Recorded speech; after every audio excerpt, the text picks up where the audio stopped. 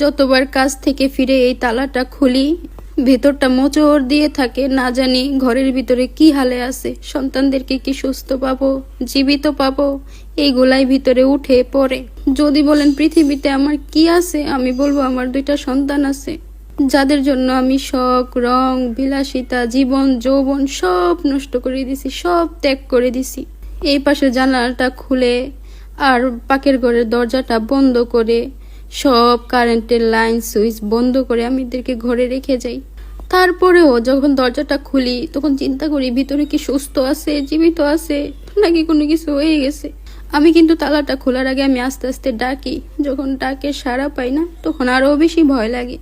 কি করব, আমি তো জন্ম দিয়ে ফেলছি, এখন তো আর এটা ফিরাইতে পারবো না, যে আল্লাহর কাছে দিয়ে দিতে পারবো। কিন্তু আমি এইটা বিশ্বাস করি যে আমি কখনোই কারো ক্ষতি করি নাই, কারো জীবন নষ্ট করি নাই। তো আল্লাহ আমার উপর রহমত আছে, আমাকে 2টা সন্তান হয়তো আল্লাহ খুশি হয়ে দিছে। আমি এদের জন্য আমার সর্বোচ্চ সুখ ত্যাগ করব।